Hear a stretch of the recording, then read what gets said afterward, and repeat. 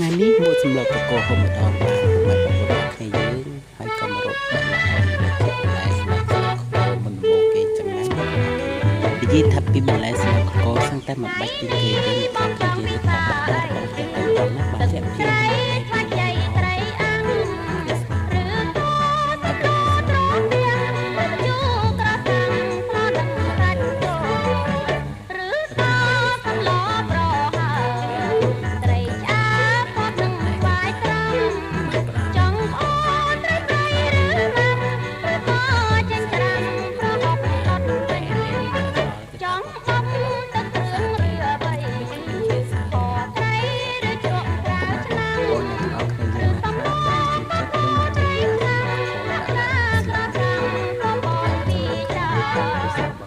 បងចង់មកពិសេសអូបន្ទូបានរសជាតិឆ្ងាញ់ណាស់បានអ្នកទាំងអស់គ្នាយើងប៉ុន្តែស្ដាយណាស់អ្នកទាំងអស់គ្នាយើងអើយចំពោះសាច់ដែលខ្ញុំយកមកស្លក្នុងថ្ងៃនេះគឺស្ដាយឲ្យបានដាក់ជាមួយនឹងត្រេនដែង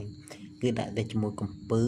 សាច់ជ្រូកហើយនិងកូនត្រីទេអ្នកទាំងអស់គ្នាបើសិនជាបានត្រេនដែងដាក់ចូលទៀតណារឹតតែមានឱជារសកាន់តែជួយឆ្ងាញ់ថែមទៀតណាបាទរួចរាល់ហើយបាទពុកម៉ែបងប្អូនត្រៀមរៀបចំដួសដើម្បីទទួលទានហើយមេក្រូភ្លៀងដែរបាទអរគុណច្រើនបាទពុកម៉ែបងប្អូនទាំងអស់គ្នា